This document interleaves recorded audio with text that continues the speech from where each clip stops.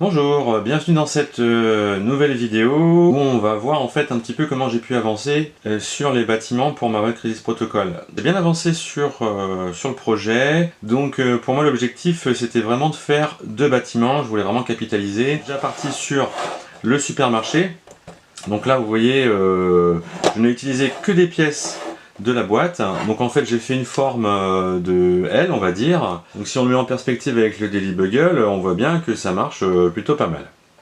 Donc là, ça c'est mon supermarché, et en fait ce que j'ai fait c'est que j'ai vraiment voulu avoir un mur complet en briques pour l'arrière, le dos du bâtiment. Alors c'est vrai que la texture en briques est vraiment excellente. L'autre côté qui a cette texture là un peu plus lisse on va dire, je trouve que pour les murs c'était un peu limite, et par contre pour les toits ça marche nickel, ça marche vraiment bien quoi.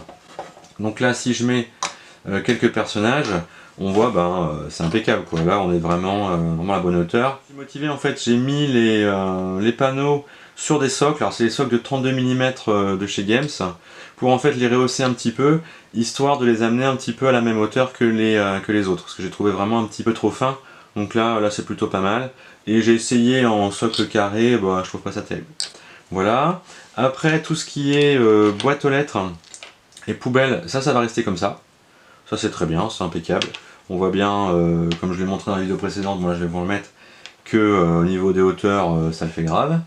Alors au niveau du grillage, j'ai décidé de le mettre sur un socle, pour qu'il puisse tenir, le positionner un petit peu comme je veux, parce que je ne le voyais pas en fait venir le mettre voilà, contre un bâtiment, sachant que j'essaye au maximum d'avoir rien qui dépasse pour des contraintes de rangement.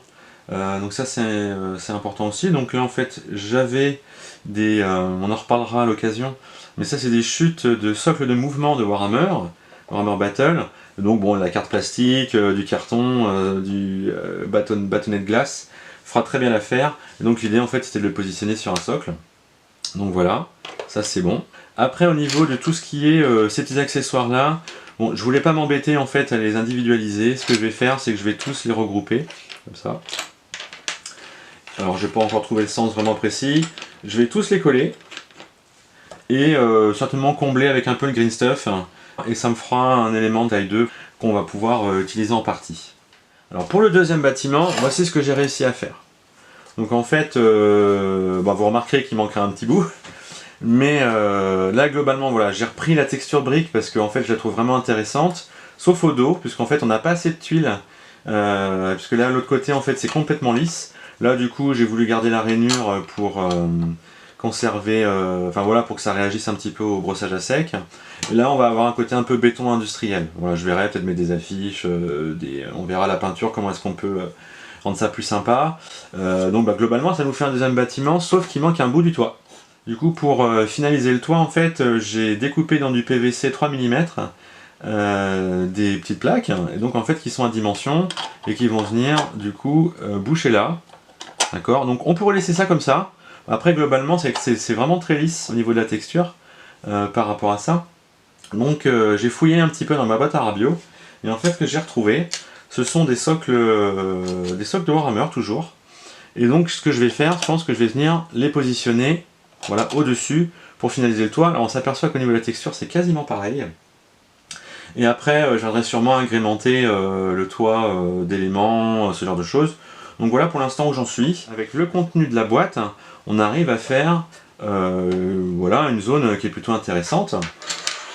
Avec un petit peu d'éléments comme ça. On va pouvoir rajouter ici éventuellement une poubelle, la voiture. Donc là c'est assez serré, hein, mais avec la voiture on voit bien que voilà, moi je maintiens, hein, c'est des kits qui sont tout à fait adaptés.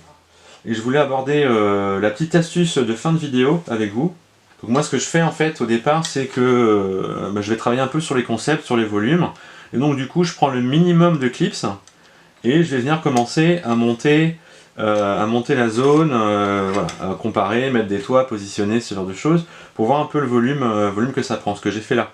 Ce qui m'a permis en fait voilà, de savoir comment répartir un peu les tuiles par rapport à mon projet. Et en fait ce qui se passe, c'est que des fois ça tient pas, donc ça va souvent tomber, alors des fois ça tient trop.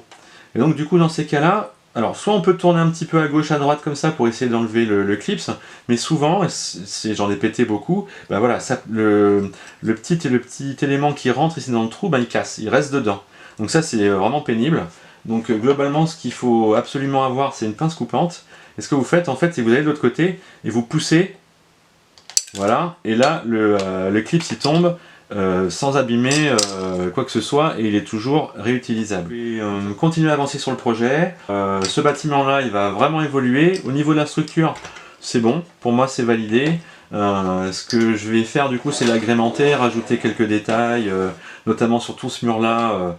Mais je voulais quand même vous montrer ce qu'on pouvait faire avec ce qu'il y avait uniquement dans la boîte. Et en fait, ce bâtiment-là, il me convient pas tel qu'il est.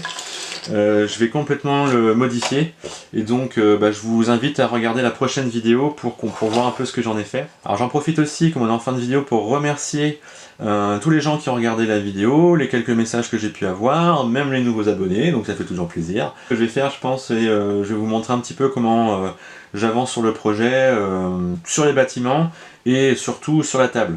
Donc ça, j'ai déjà avancé un petit peu, mais voilà, je pense que ça peut être intéressant de voir le résultat. Merci encore, et puis rendez-vous au prochain épisode.